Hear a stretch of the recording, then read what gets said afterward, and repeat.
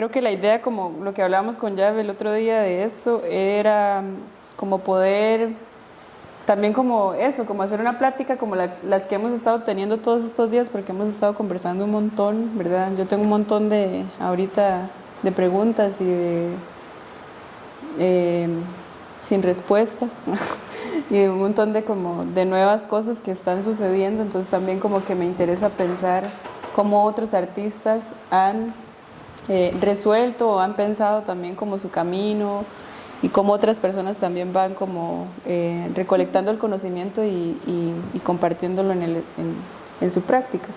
Entonces, digamos, la conversación de hoy es eso, ¿no? Poder ver cómo desde la práctica de Yaveni las plantas han logrado también como meterse ahí, ¿verdad? O cómo ha llegado a las plantas, ¿verdad? Entonces, lo que pensamos es eso, ¿no? Como compartir un momento, como ciertos proyectos que van a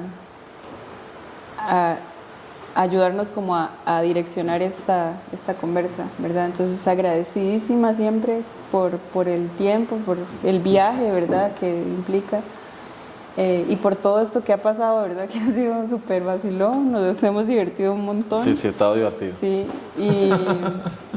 y agradecer a Teorética también por el espacio, porque creo que también ha sido muy rico poder ejecutar estas actividades que ha traído como mucha nutrición. Entonces, muchísimas gracias, de verdad. Gracias. Y ya ven. ¿Yo? Sí. ¿Me tengo que presentar o solo Sí, empiezo a hablar? yo diría que se sí, presente. ¿verdad? Sí, sí, ok. sí. Pues nada, soy Yaveni León, soy artista visual, soy guatemalteco. Vengo como invitado en el marco de la exposición de Vero en Teorética. Se habla un poco de mi práctica, aunque inicialmente creo que todo giraba un poco más en torno a situaciones, bueno, sigue girando en torno a eso, como cómo hay situaciones normalizadas que a mí me incomodaban y luego partiendo de esa incomodidad intento cuestionarlas, darles un giro o jugar en torno a ellas.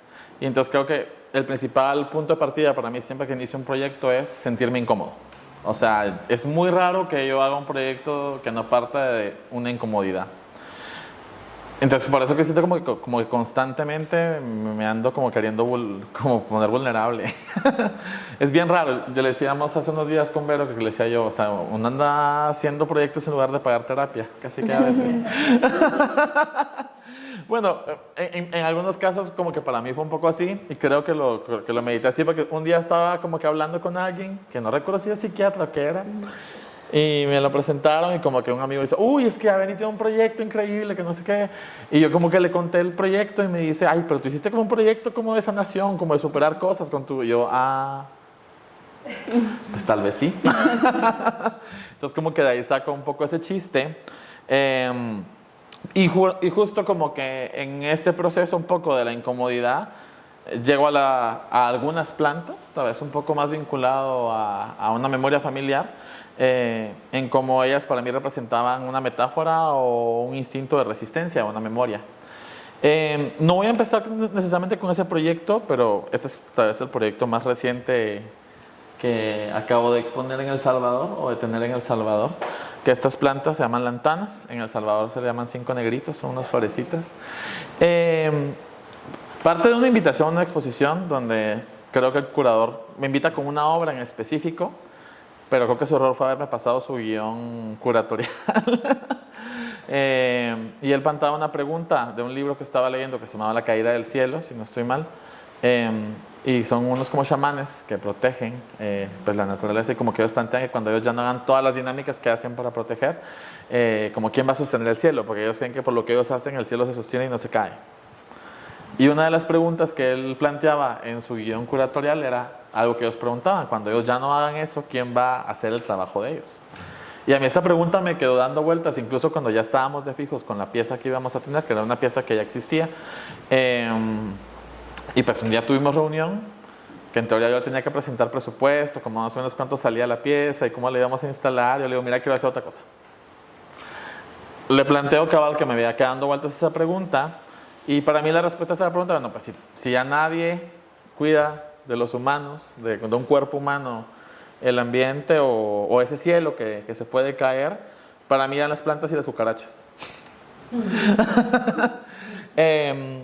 Y entonces le digo, quiero trabajar con algo vivo. O sea, para mí también era bien raro porque yo no soy señora de las plantas ni señor de las plantas. Yo, o sea, hace poco heredé una planta de un taller y cada vez que se le cae una hojita yo siento que ya la maté.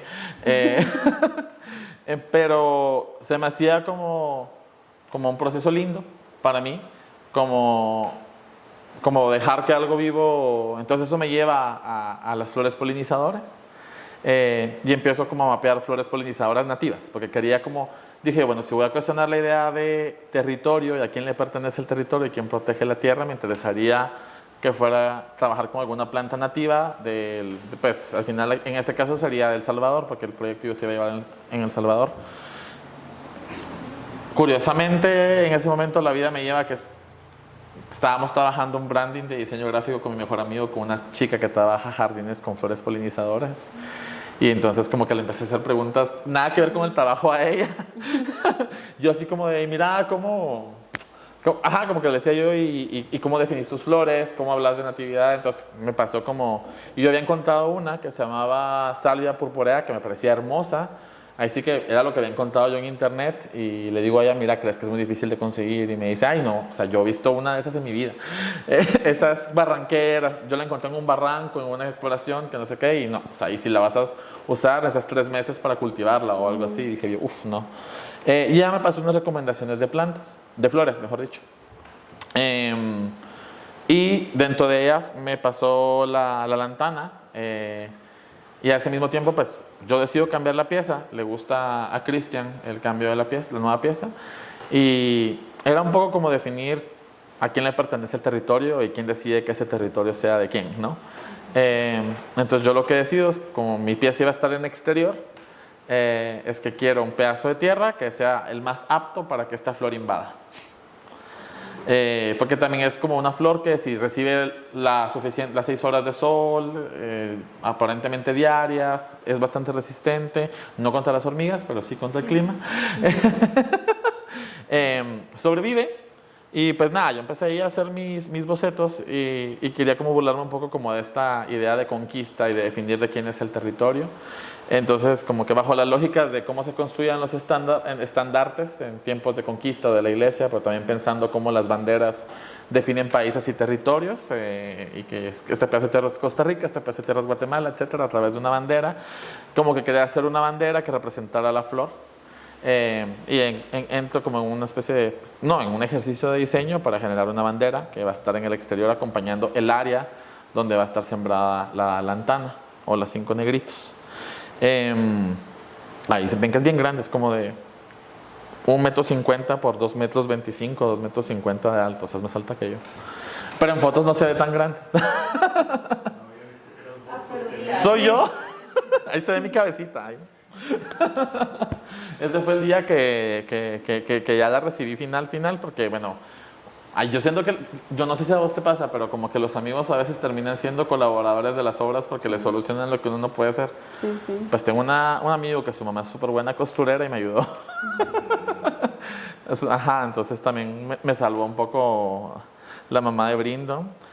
Y creo que a mí lo que más me enseñó un poco esta pieza es a no poder tener el control, porque como que yo tenía un boceto muy específico, quería un jardín súper socado de flores y la bandera, y que obviamente yo sabía que eso después se iba a desbordar, pero como que tenía mi primera imagen muy controlada. Luego cuando ya estábamos en el proceso, que no pueden estar tan juntas, porque si no después te va a tocar desplantarlas y se van a...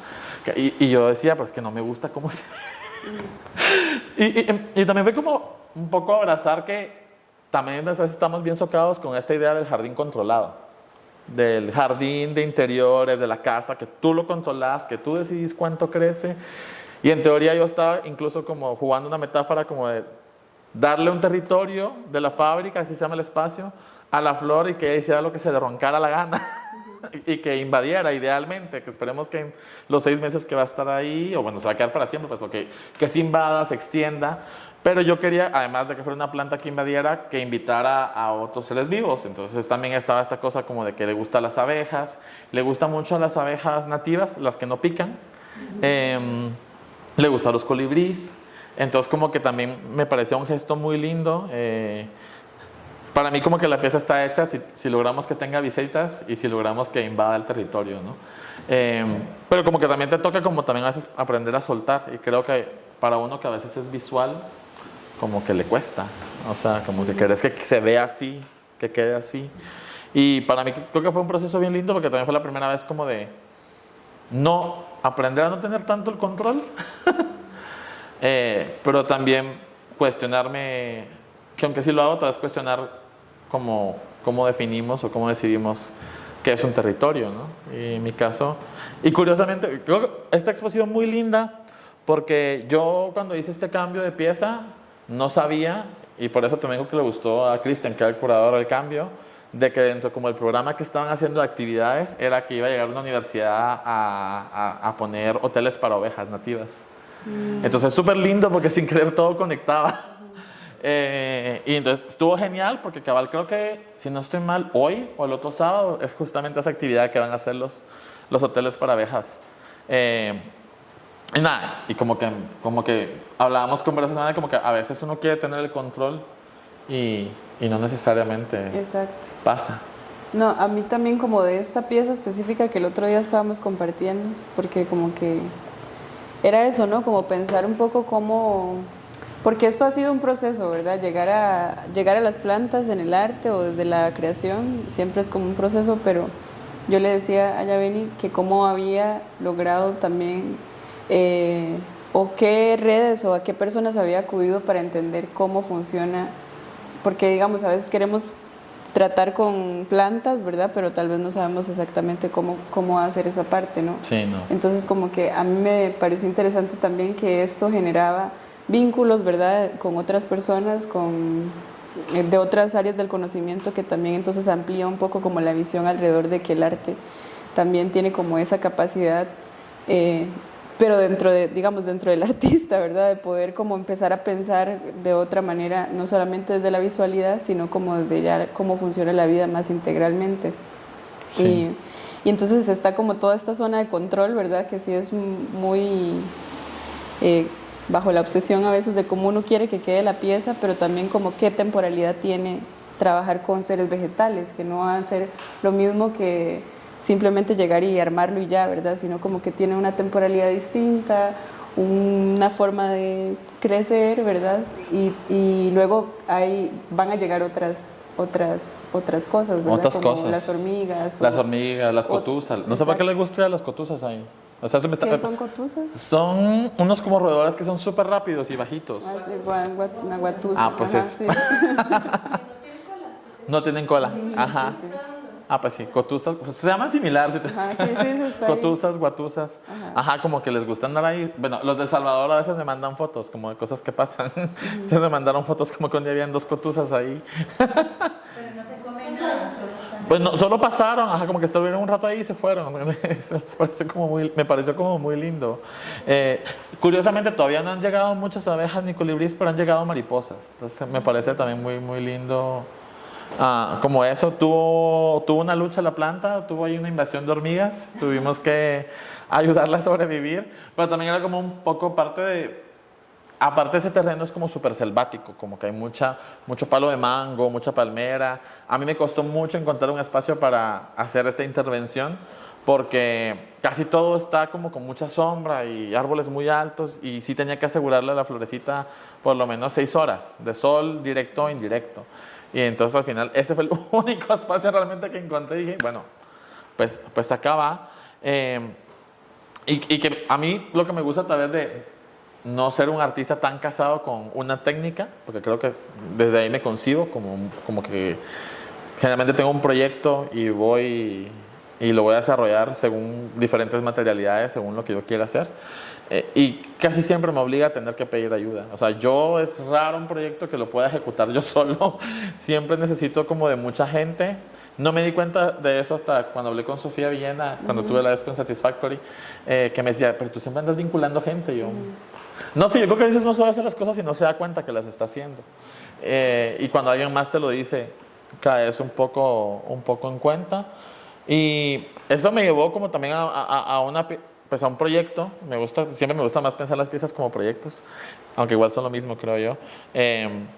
Y también un poco como, desde como yo lo vi, ya después de que la pieza estaba, como también a alejarme de ser el protagónico, ¿no? Porque también era como un rollo como de, ahí casi nadie se enteró que esa era mi pieza, pues, o sea, estaba como esa bandera ahí, con unas flores pelonas enfrente. Y algunos la veían y algunos ni siquiera sabían que era para tal eso, pero me parecía muy lindo, como que estuviera como incógnita. Y que nadie supiera que era como mi participación. Y los pocos que se animaban a preguntar, pues ya se enteraban que era mi participación como la expo. Entonces también era como un poco dejar ir esta idea como de estar ahí. Que eso tal vez es una lectura más propia, ¿no?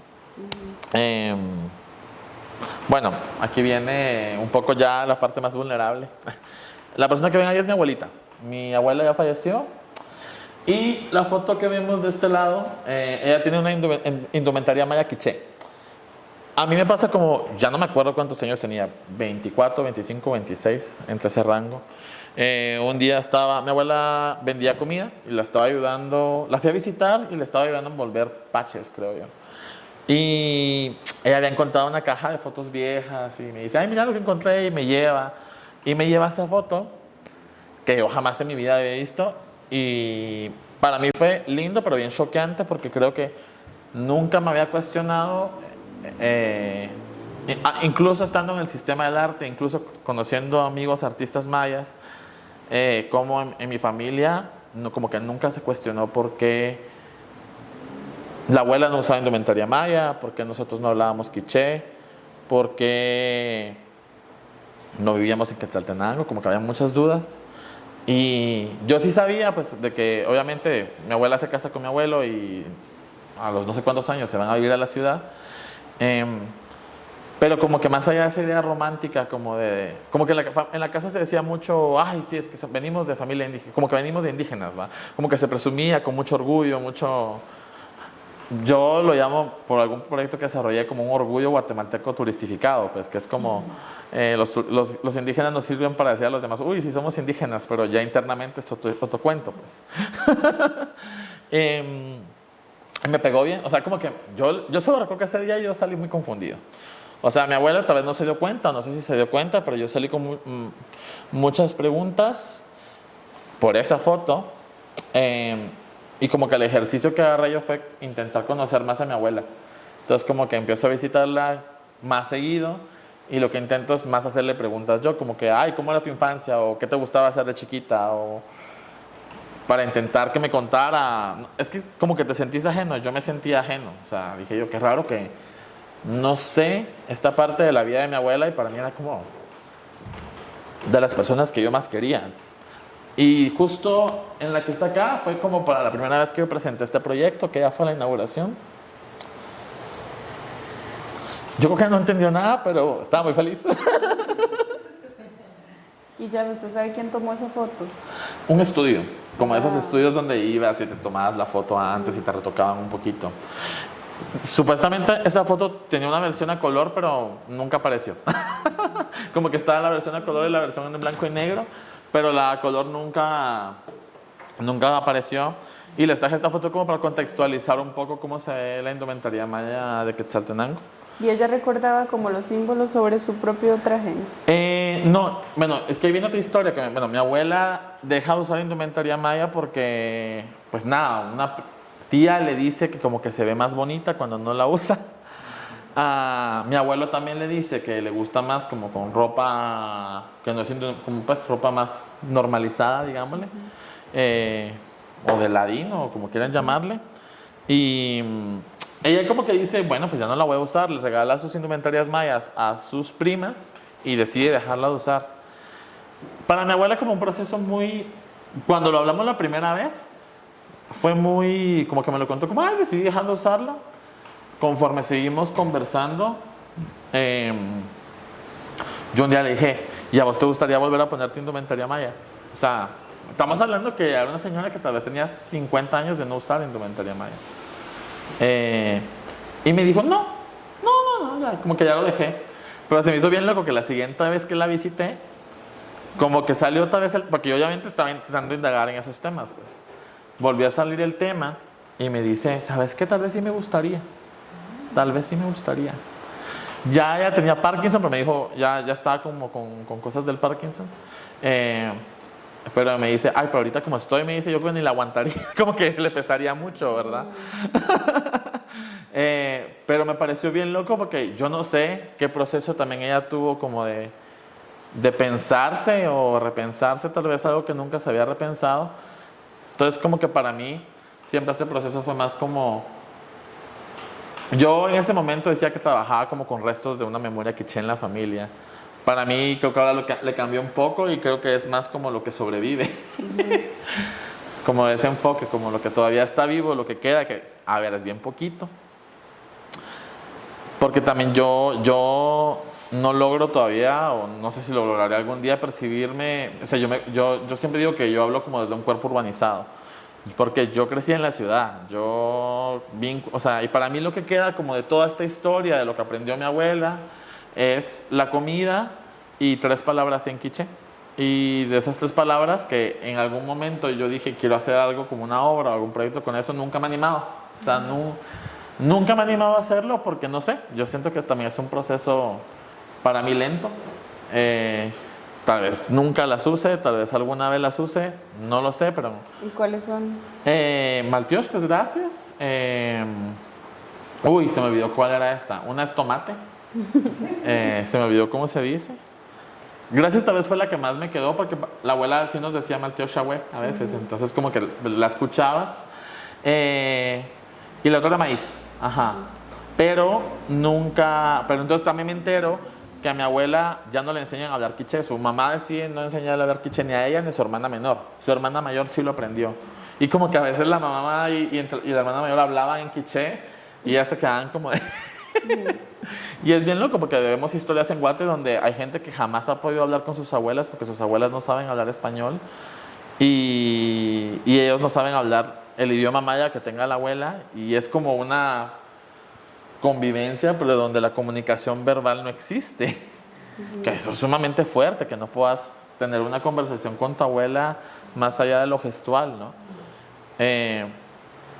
Entonces queda claro como que también era un mecanismo de defensa, pues, o sea, era esta idea de tu vida va a mejorar, tu condición va a mejorar porque no se van a burlar de vos por ser indio, por ser indígena, o sea, son mecanismos de defensa para sobrevivir a lo fuerte que es la idea del desarrollo y todo ese tipo de cuestiones.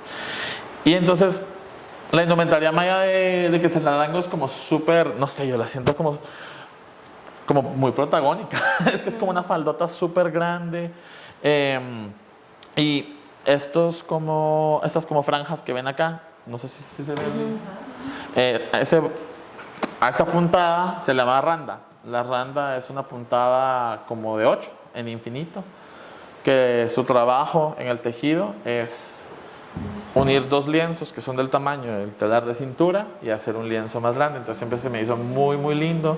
Y el traje y la indumentaria de Quetzaltenango, curiosamente, pues tiene como 2 randas muy protagónicas, a veces solo una. También hay un traje ceremonial. O sea, como que es muy muy protagónico y a mí siempre me pareció sumamente bello. Y yo creo que también como las cosas se unen sin querer, porque luego en un proyecto que yo trabajo textil, veo, cuando yo lo planteo, no sabía esos significados y luego alguien que sí sabía más de tejidos me cuenta y como que la cosa va mucho mejor y como que conecta, pero entonces, ¿cómo llego al mashán o bijao, que le dicen aquí a la hoja? Pues es la hoja con la que se envuelven regularmente los tamales. Yo el día que hablo con mi abuela, como que me enseña esa foto, como que estaba envolviendo tamales y justo ese día, curiosamente, yo veo algo que pasa en la hoja cuando la cociné, así que me pareció sumamente pictórico. No sé si era yo buscando una excusa y empiezo desde la pintura a trabajar abstracciones que para mí representaban el tiempo de cómo se transformaba la hoja. Pero creo que realmente yo buscaba hablar del tiempo que trascendió en la memoria. Pero fue mi forma de acercarme, ¿no? Esos ejercicios como de abstracción que yo estaba haciendo me llevaron al grabado. Quería hacer algo con grabado. Y hago estos que básicamente es imprimir la hoja una y otra vez hasta que se destruye. Digamos, el primer print es la misma hoja que en el último. pero podía llegar hasta 20 grabados y la hoja se mantenía como luchando con mantener la forma, y se me hizo muy poético eso, que al final es un ejercicio, yo siempre digo, como bien básico, como solo imprimir una huella que sí se va transformando, que también es un tiempo que no se repite, pero que para mí creo que lo valioso o metafórico en mis propios procesos es que había algo que seguía vivo, que seguía luchando, que seguía manteniendo a mis intentos de imprimirla y destruirla, y que para mí, un poco respondiendo a mí, como que había algo que seguía sobreviviendo. Y entonces, pues curiosamente, como que, aparte, los grabados son sumamente bellos, entonces como que eso también combina con que fue una época que me puse medio famosillo en Guatemala. Gano un premio justamente con este díptico, que era de grabado. Y ese mismo año también gano una subasta ya que se llama Juanio, con otro grabado de la misma serie. Entonces yo era el chico de las hojas. Yo me volví el chico de las hojas. Pero yo seguí trabajando con el Mashán porque para mí en Guate esa hoja despertaba sentimientos de familia.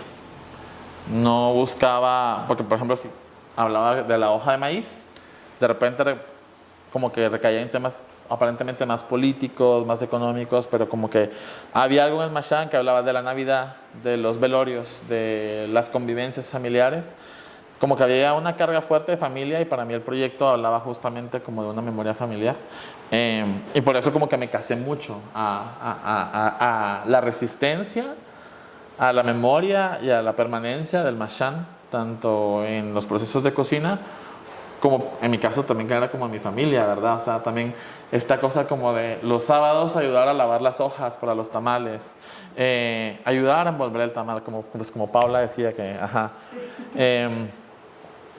Bueno, yo solo envolvía, pues porque a mí no me dejaban hacer otras cosas, o las lavaba o cuando ayudaba, pero dime. Esto también significaría entonces que todas las, o sea, que estas familias tienen acceso a esta planta desde sus propias tierras, o cómo funciona. Depende, o sea, en los departamentos probablemente sí, en ciudad lo compras en el mercado, te venden una maletita, le dicen, que es básicamente, hay creo que de 10 a 20 hojas, y como que te las ponen así en pilita, te las enrollan y es como un tubito, y te las amarran como una pitita que es de una planta que se llama cibaque, que no sé si existe el cibaque. Cibaque, no sé. Pues con eso, bueno, mi abuela con eso amarraba los tamales. Con el cibaque. Entonces, ¿de dónde viene? Están en, bueno, no, son bien aguantadoras porque están en clima caliente y también en algunos climas fríos, o intermedios, no frío, sino como un intermedio. Regularmente las familias que las recolectan y las venden sí tienen como grandes espacios, y aparte crecen súper altas. O sea, allá tenemos una. Sí. Sí. Ajá, se me había olvidado que ya tenemos una. Pero regularmente, sí, en muchos lugares sí la gente las tiene. Y también aparecen en algunos espacios así como que tú pasas y ahí hay Mashán como salvaje, pues. Pero, a ver, yo respondiendo a un cuerpo urbano, lo regular era ir al mercado o a la terminal. Pues mi abuela iba a la terminal, que es como la central de abastos en Guate, que es mucho más barato y compras como por mayor, ¿va? Pues mi abuela cocinaba no sé para cuántas personas cuando vendía, ¿va? Entonces, yo vinculo el Mashán más como de la experiencia familiar, ¿verdad? Como de la experiencia de la cocina, y por eso digo, para mí, pienso la cocina o pienso el acto de cocinarle a alguien como el cuidado, ¿no? Y para mí las plantas también cuidan. Y creo que reconecta un poco con lo que hablaba de la lantana, ¿no? Que la lantana muy linda y muy decorativa, pero tiene una funcionalidad que cuida. Y eso me parece como una metáfora muy bella. Deben de pensar la resistencia. Y digo resistencia desde esta cosa como que para mí las plantas sobreviven a nosotros los humanos y lo que hacemos, pero para mí también es como un gesto de sobrevivir a años y años y años de situaciones de violencia o de querer borrar una memoria humana, en el caso de los pueblos originarios, y de las comunidades indígenas, porque para mí al final como que es lo que resiste, como lo que sobrevive, y que es un poco invisible, porque obviamente el tamal está bien normalizado, todos lo comemos, la gente digámosle de un estatus económico alto hasta la gente de un estatus económico bajo, ¿verdad? en mayor o menor cantidad, pero todos lo comemos y también tiene esta carga romantizada como de la comida tradicional, la Navidad y esto, pero que al final también es bien loco pensar el tamal, porque también es como una memoria que resiste, pero también hasta un poco como el sincretismo, ¿no? Como que tiene ahí mezcla de cosas de la colonia, ¿no? El tomate no era nativo y muchos platos de los que nosotros hacemos tienen tomate. Y para mí también como que habla un poco como de lo híbrido que se siente ser un cuerpo urbano. Porque en este momento para mí, diría, una vez dijo alguien, es como una voz que habla desde la ciudad, ¿no? Que habla como de repente desde la migración interna, ¿verdad? Claro. Del país. Y pues yo de formación soy diseñador gráfico. Entonces, como que era una lucha, ¿sabes? Porque obviamente yo amo la geometría, amo la abstracción. Yo podría pintar abstracción por gusto y ganas sin ninguna necesidad de decir nada. Solo por el placer. Y se me hacía muy loco cómo estaba construido muchas de las reglas o las leyes de la construcción del diseño, pues por la Bauhaus y todo esto que venía. Y me parecía bien loco como querer agarrar un ícono o un simbolismo de lo que sobrevive en mi memoria familiar, que era la hoja de Marchand, y mezclarlo como con este ABC de la Bauhaus y volverlo un solo ícono y destruirlo junto. Era como un poco para mí hablar como de la ironía, como irónicamente, y también como no querer ponerlos como en ese orden cronológico, sino desordenarlos para hablar como de lo abstracto que es hablar de lo que es y lo que no es. O lo que debe ser y lo que no debe ser, ¿verdad? Como de repente esta idea como de la funcionalidad, de la geometría para optimizar, que la geometría también existía como en la parte de los mayas, pero cómo pelea de repente con estas partes más orgánicas, más naturales o menos controladas, y de repente como obligarlas a estar juntas.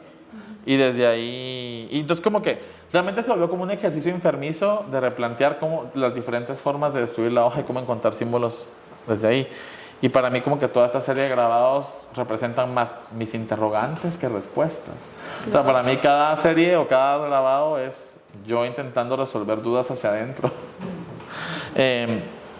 Pensando en lo que me gusta y cuestionando lo que me gusta. Como decir, bueno, me encanta toda esta vaina europea de la Bauhaus, pero ¿por qué? O sea, ¿desde dónde viene este gusto, verdad? No sé, ¿por qué de repente me pueden parecer feas las dinámicas de un mercado, por ejemplo? O sea, ¿desde dónde viene ese no gusto a este desorden, no? Y desde ahí cuestionarme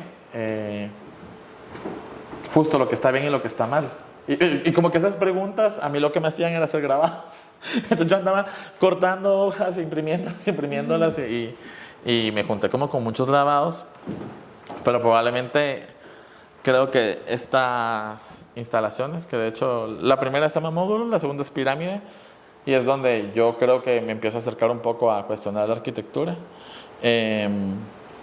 De una manera más discursiva que en sí la arquitectura funcional. La de este lado se llama módulo y era como justamente, como que yo estaba agarrando todas esas bases del diseño, la repetición, la radiación, como esas leyes para hacer una composición en diseño, y que también se aplicaban a la construcción, y como cuestionarme qué pasa si las intervengo, como esas mismas reglas. Y el módulo, pues la primera pieza es justo una fila de blocks de concreto, no son de concreto, pero, y uno lo envuelvo en hoja de Marchand, y la idea es que la hoja se va a secar y ver quién de los dos sobrevive, ¿no? Lo curioso es que también ya había pasado un año y la hoja seguía ahí. Era bien loco porque se secó y todo, y se puso café, pero la hoja nunca se cayó, nunca se quebró. Ya como a los 2 años ya empezó como tal vez un poquito más. Pero se me hacía bien loco, como que cada vez el Marchand a mí me mostraba que era súper resistente. Y yo no lo, o sea, como que pues sentís esa fragilidad de las plantas, y de repente te das cuenta que aguantan un montón de cosas que vos crees que no las aguantan, como que las supones. Y se me hacía una metáfora muy, muy linda. Y bueno, yo también tengo la tendencia a agarrar muletillas del arte contemporáneo y burlarme un poco de ellas. Entonces, como que recordaba esta pieza de Kossuth, la de la silla, el concepto de la silla puesta, y entonces dije, quiero tomarle una foto, porque el lugar donde iba a exponer yo era súper feo, era un garage feo. la verdad. Perdón con Galería Extra, pero era feo el garage. Eh, em, y como que me gustaba mucho también como coquetear con esta aspiración a lo súper contemporáneo, una galería blanca, piso gris de concreto. Y le pedí a una chica que me tomara foto de la pieza y me la postproduciera haciendo como una versión aspiracional de galería de la pieza, como que está en el white cube, muy cuidado, muy europeo, con mucho presupuesto. Como también hablando de esta aspiración a ser artista, estar hablando de la abuela, pero también estarme aspirando a un artista contemporáneo, como que también es parte de cuestionarme mis gustos, ¿no? Y creo que constantemente estoy como en ese conflicto. Sí. Me gusta ponerme en ese conflicto. Sí, no, y yo creo que igual todas estas cosas como que uno siempre tiene esas preguntas también, ¿verdad? Como uno va arrastrando o sea, todas estas tradiciones, todas esas cosas y meterlas en el arte contemporáneo, ¿verdad? Que responden a un sistema bastante colonial. Que aunque pareciera que es muy abierto, tiene reglas muy claras a veces. Exacto. Sí, sí. Sí, siento que pasamos por ahí en algún momento, que creo que esas son las preguntas como que le he estado yo como comentando todos estos días, que tienen que ver justamente con eso, porque siempre, o sea, siempre llegamos a la tensión, a esa tensión especial, ¿verdad?, y contradictoria de la vida, y ahí es donde uno también toma como una serie de decisiones alrededor de cómo se piensa como artista y también cómo después... esa contradicción, ¿verdad? Exacto, y esa contradicción que ya viene de por sí de la vida, de todo esto, ¿no? Tener esa memoria, vivir en la ciudad, migrar de la ciudad, de lo rural a la ciudad, no usar su ropa o cambiar el lenguaje y luego ingresar en un sistema del arte. O sea, hay como una serie de contradicciones constantes y bueno, ahí ya... Desvalorar lo que sobreviven, ¿no? Exacto. Un poco. Hay como una serie de decisiones ahí bien potentes. Que sí, yo creo que en eso lo compartimos, como que... Sí, y entonces me pasó que cuando tuve hace, creo que, no sé, 5 años, no sé, cuando tuve la experiencia Satisfactory, que también fue bien random esa expo, como que salió bien, de la nada me refiero porque fue sorpresivo un poco. Como que yo me venía siempre cuestionando estas formas de la tradición del diseño. Y creo que ya empezaba como a cuestionarme la figura de cómo valoramos tanto el maya prehispánico en Guatemala, pero no hablamos mucho del indígena, del presente. Y lo que quería era como aludir con blogs de construcción, llamémosle de métodos modernos, una pirámide maya, como la imagen tan fácil de gradas laterales de una pirámide maya como las que hay en Tikal, que se usan mucho como icono para que nos visiten y nos lleguen a ver cómo salvamos nuestro patrimonio. Y como tener el mismo gesto, pero puse también esta porque aquí me pasó como el choque de diferentes lugares, ¿no? Que yo le digo no sé si fue a Sofi o a Erika, creo que fue a Sofi, que le digo yo así como, mira, y necesito hoja de machado. Y me dice, ¿pero aquí no existe eso? Y yo, y le digo, y así como, ¿y ustedes qué usan para hacer tamales? Entonces me dice, usamos hoja de plátano. Y le dije, yo he hecho grabados con hoja de plátano, porque también acá en algunos lugares usan de plátano, todo bien. Y luego cuando llego a Satisfactory, veo las hojas como ya cocinadas. Y yo, así como de, ¿y por qué están cocinadas? Pero así como, pero yo no dije que las cocinara. Y me dicen, no, es que si las venden en el mercado. Y yo, para mí era en serio. Se me hizo sumamente loco. Y también entonces se me rompían, no podían volver los blogs. Les tuve que poner mounting tape, fue todo un rollo. Pero también creo que para mí fue como un poco también lindo, porque también fue como no dar todo por sentado, ¿sabes? Como también entender que los contextos responden a diferentes cosas. Y por eso también puse esta pieza, porque me parecía bien lindo que está hablando de una pirámide maya, como desde mis ideales de producción en Guatemala, vengo acá y veo que también los ideales no son necesariamente, llamémosle globales, ¿verdad? No son necesariamente tan cercanos. Y entonces también se volvió un experimento como de, bueno, a ver cómo dialoga esto que es tan íntimo con la gente acá en Costa Rica, porque pues aquí en Costa Rica, ahí me equivoqué de slide, pero bueno, toda esa exploración de las plantas también me lleva al textil. porque me gustaba pensar el envolver la comida como un abrazo. Yo iba a decir algo de la otra. Ay, dígalo. Que vacilón que el bijao se usa en el sur. Ajá. Y que aquí, digamos, en la ciudad se usa el plátano, ¿verdad? Y que el otro día, bueno, Lau nos trajo esa para que la pudieran ver, pero que sí le da un sabor totalmente diferente a la comida. Es diferente, sí, sí. Y todo, y como que, sí, uno en el patio puede agarrar a cortar. Bueno, y en Guate también hay personas que meten las dos, o sea, como que está la hoja de machán o el bijao y le meten un rectangulito de plátano y ahí ya se envuelve y como que tiene una mezcla de los dos sabores. Ah, qué loco. Ajá. Eso sí no Eso se hace mucho también en Guate, como que hay gente que solo con el machán, pero como que también las hojas se mezclan. Pues porque también en Guate como que hay mucho microclima también, entonces como que está la costa, está la parte fría, está la parte más templada. Y también entender que existen a veces, y en Colombia también le llaman bijao, y también lo usan en algunas regiones para envolver tamales, pero no en todas. También eso fue algo que... Sí, me parece muy loco que esté tan arraigado como en los pueblos originarios. Bueno, que hay sí, y también depende de... Bueno, en Guate, que pues hay alrededor de 22 idiomas mayas, sí, 22, bueno, no estarme equivocando, que también tienen como sus propias comunidades, también hasta el tipo de hoja que se usa en algunas varía, porque el machanta a veces la más como normalizada es mucho de los quichés, pero de repente la gente los de la comunidad sutujil de repente tienen más variantes de hoja o hacen los tamalitos de masa envueltos en hoja de maíz, en la milpa, en la larguita. Pero fresca, no seca, entonces como que también está como esa riqueza que incluso dentro de nuestro mismo territorio es bien variado.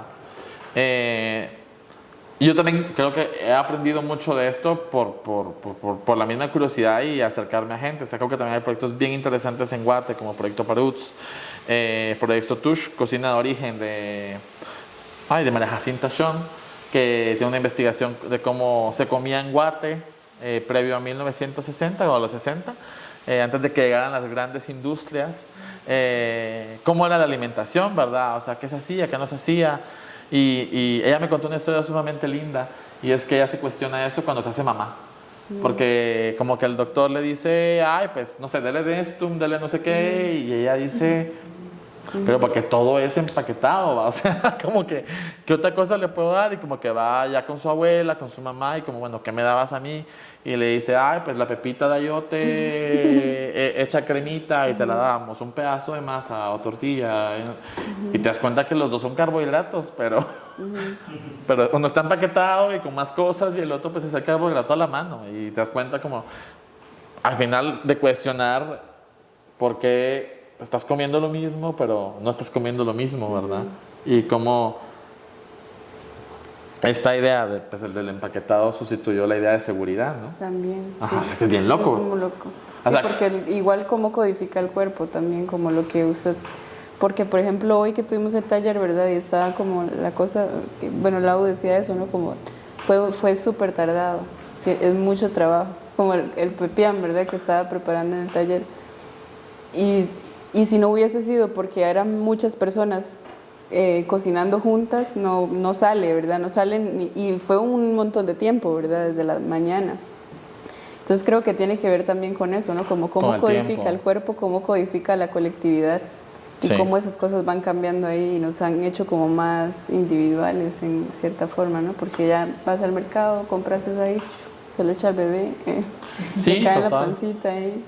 No, totalmente. Y justo como que, o sea, a mí básicamente la hoja me lleva a cuestionarme la alimentación y el cuidado, y siempre como desde los afectos. Entonces como que siempre digo yo, creo que yo me acerqué a hablar de una memoria quiché en la familia desde el afecto, desde pensar a mi abuela y desde pensar las formas de cuidado. Bueno, este que es blanquito, que se llama Línea de Tiempo, es como de mis ejercicios para intentar conciliar cómo hablar como de cómo la historia de mi abuela y la mía se estaban conociendo, encontrando y conectando. Y como que yo siempre lo vi como un ejercicio meditativo, ¿sabes? Como primero me metí a un curso para aprender a bordar randas, porque pues pues yo no sabía que me gustaba mucho como conceptualmente la randa, como un tejido que une dos lienzos, pero pues como que quería explorarlo, dije yo quiero, hay una amiga artista en Guatemala que ella trabaja obra textil y yo le dije así, y vi que tenía unas piezas con randas, y le dije así como, ay, ¿tú no me enseñarías a coser una randa? Y me mandó un videíto como explicándome por WhatsApp cómo la randa, y luego me metí a un curso, digamos, hice mi capacitación. Pero luego pues había un ejercicio que yo sí quería hacer, ya fuera como pieza o no, y es que quería intentar bordar una randa donde intercalara los colores de la indumentaria maya de Quetzaltenango, que es el amarillo, el rojo y este como morado, que también era bien loco porque uno es la sangre, otro es la vida, otro es la muerte, como que también habla como de estas cosas cíclicas. Y yo tenía como una paleta de verdes que había estado sacando de mis ejercicios pictóricos con la hoja. Y como que quería hacer una especie de línea, una randa que uniera a dos lienzos, como pensando en unir dos historias, la de mi abuela y la mía, y este proceso como de conocernos más, o conocerla yo más, no sé. Y la idea es justo como que está este textil, pero la idea es que este textil lograra cubrirme a mí completamente. Entonces es como de casi 3 metros, porque la idea es que me cubra el frente y el atrás y la línea me atraviese por el medio.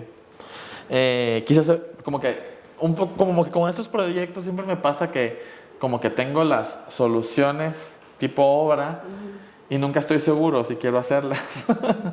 Y entonces las fotos nunca las hice, me quedé solo con el textil, como con esa intención de que algún día cubra mi cuerpo, pero nunca lo he llevado a eso.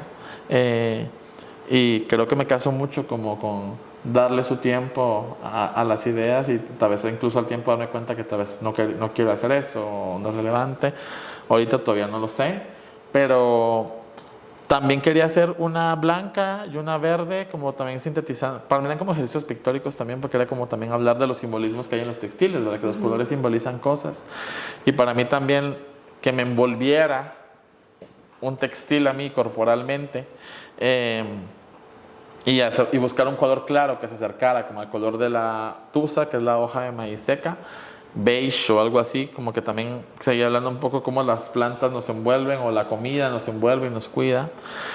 Entonces como que era un poco más la idea de una línea de tiempo que me atraviesa, que es una memoria de mi abuela y mía, y la otra, la verde, sí es una pieza que se construye un poco desde la idea del abrazo. Entonces como que a nivel montaje, que es otra cosa que me parece muy loco, que a pesar que siempre he dicho que la pieza como que debería montarse de la forma que les voy a contar ahorita, como que casi nunca la gente se ha animado a montarla así, o porque no cabe, o porque puede ser muy peligroso, porque les da miedo que se dañe, diversas razones. Pero la idea de abrazo originalmente es que existían 3 textiles, de los cuales solo pude desarrollar uno. Uno de mi abuela, uno mío, y uno que era el que podía estar en exposiciones. Y la idea es que la gente pueda ponérselo y abrazarse con él, como también envolverse, como para mí es como un textil que representa el afecto, el cariño, la protección, como que es un abrazo de mi abuela y mío hacia las otras personas. Bien cursi, ¿verdad? Pero como que desde ahí construí ese textil, por eso la pieza se llama Abrazo, y como que aquí sí quise buscar como todo el lenguaje de verdes que yo venía trabajando a raíz de la hoja. Me ayudó un chico que se llama Alan, que hace telas de cintura, y también para mí como que era simbólico que lo hicieron a un hombre que aprendió viendo, que no le enseñaron porque no es una labor de hombres, y que también, o sea, como que fue bien significativo para mí que incluso lo hiciera él, ¿verdad? Diego Ventura Puac, de Chichi, fue el que me lo conectó y me ayudó. Digamos que yo ejecuté a nivel como quería que se viera el textil, pero obviamente yo no sé hacer telar de cintura y como que sí me interesaba que quedara bien. Mientras que en la otra pieza yo también como que era abrazar que yo no podía bordar bien una randa, y a mí me parecía importante que se vean los errores en ese textil, que se vea que era un proceso de aprendizaje y meditación y de repensar el vínculo. Y entonces junto a este proceso como que yo quería hacer un textil grande, y hablando con Diego me decía, mira, el único textil que puede ser grande es un perraje, que es el que se usa para cargar a los bebés. Y yo le dije, pues me encanta, pues porque al final pues estamos hablando de un vínculo familiar, y creo que lo más loco fue que justo cuando estábamos en ese proceso me dice, pero vos sabías que la randa en los perrajes simboliza el cordón umbilical. Y yo le dije, no lo sabía. Y para mí fue como de... Sí. O sea, no sé, como que emocionalmente es lo que hablábamos, que sin querer las cosas conectan. O sea, para mí estaba hablando de un vínculo, un origen, al final también un vínculo sanguíneo, pues es mi abuela. Y como que para mí hizo más sentido esta exploración que estaba haciendo con las randas sin querer. Para mí era estar hablando de una línea de tiempo directa, ¿no? Y sin querer como que en la construcción de tejidos había ahí un vínculo con también el cuidado, pero como que es de esas cosas que sin querer conectan, porque yo jamás conceptualmente lo conecté, sino que en el proceso de construcción de la pieza me llega ese contenido y para mí agarra mucho más sentido el ejercicio. Y eso me lleva a cosas más actuales que estaba haciendo, que es los mismos grabados, estarlos bordando con las randas.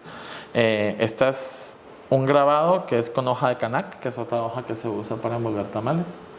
De hecho, esta era una hoja descartada de unos grabados que hicimos en un proyecto que estamos trabajando con Paruts, y como que yo me fui así como de hagamos pruebas, o sea, como que me animé a llevar estas cosas a otros medios, porque para mí también como que era lindo estas como otras exploraciones que tal vez en este momento todavía no sé a dónde me van a llevar, pero también es como casi siempre he construido las piezas, como dudas, producir y en el camino ir no sé si resolviendo, pero dándome respuestas.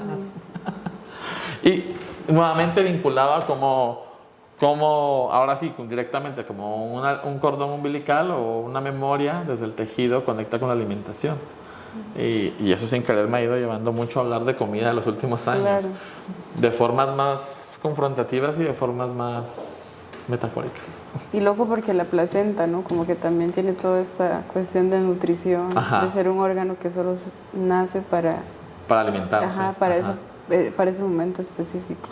Sí, entonces como que también no voy a profundizar tanto en esto, pero como que incluso las hojas me llevan a cuestionar la arquitectura, como lo mismo el ejercicio, y cuando yo estuve en Costa Rica, como que por un chiste también, hice estos grabados de la Asamblea Legislativa,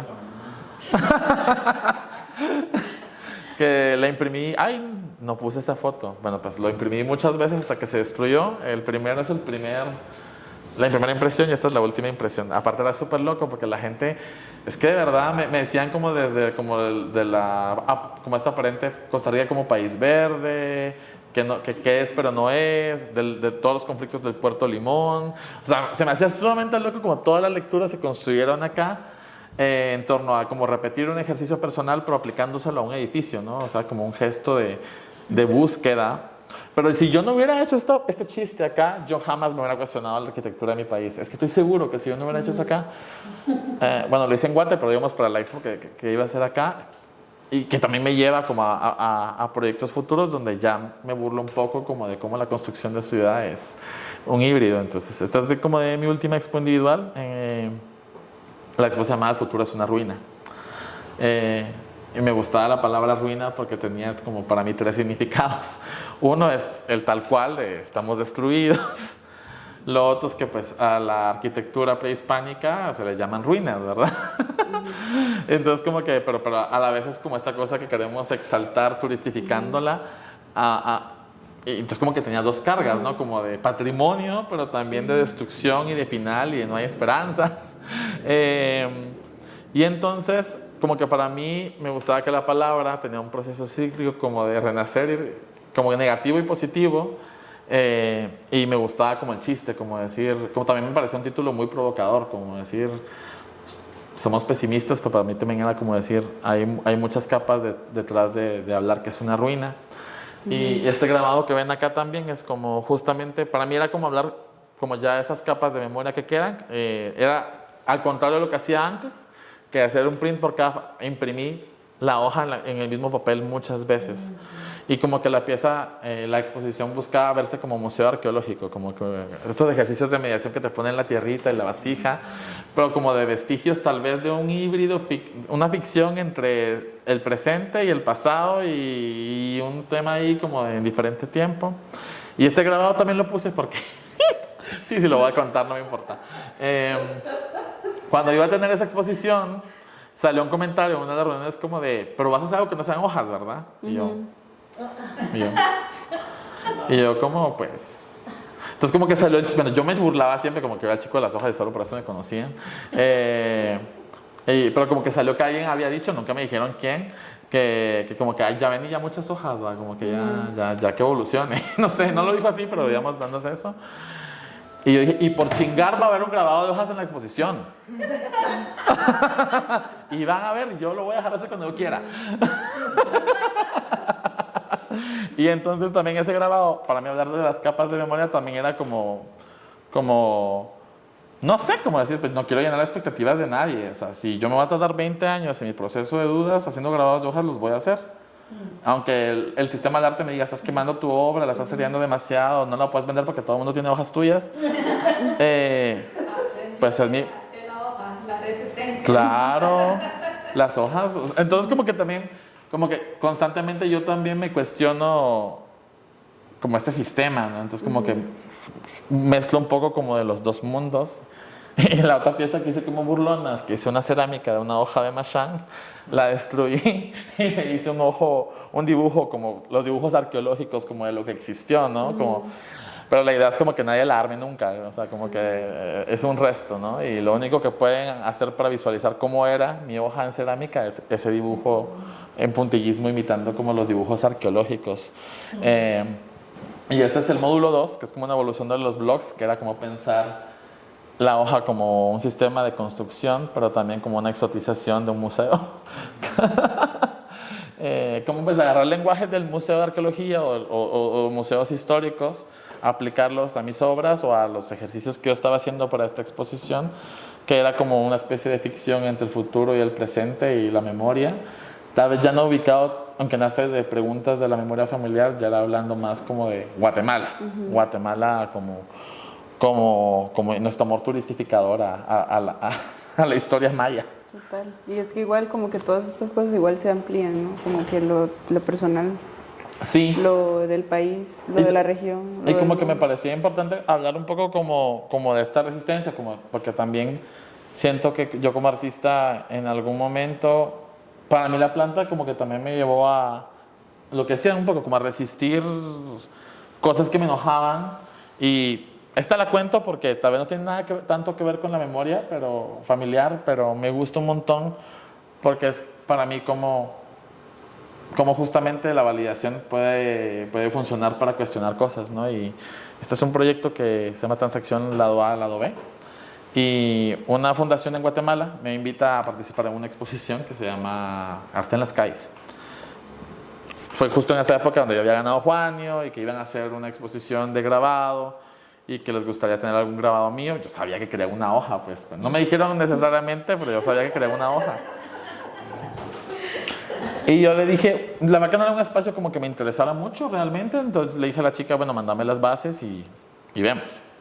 Me manda las bases y yo la verdad que me enojé mucho, porque las bases decían cosas como de que la pieza había que donarla, que la podías dar sin enmarcado, y ellos ponían el enmarcado, pero como que tenías que donarla. Y yo no entendía por qué tenía que donar la pieza para estar en la exposición, porque bien podían hacer la expo, yo prestarla y devolvérmela al final, ¿verdad? Y como que entre el enojo y todo eso, pues se me ocurrió esta transacción, acción, híbrido que hice. Y bueno, hice un grabado de hoja de Machan, le quité un pedacito y solo les doné el pedacito del grabado. Y pues ellos dijeron, perfecto, pues ellos siempre asumieron que era la obra. Y el día que inauguró la exposición en Rosas Botrán, yo inauguré una exposición independiente en otro espacio donde expuse el resto del grabado, el recibo de donación, las bases que me habían mandado y un texto que narraba que había sido una transacción incompleta porque ni yo tenía mi obra completa, ni ellos tenían la obra completa, y que al final nadie ganó en esta transacción porque nadie tiene la obra completa. Me encanta.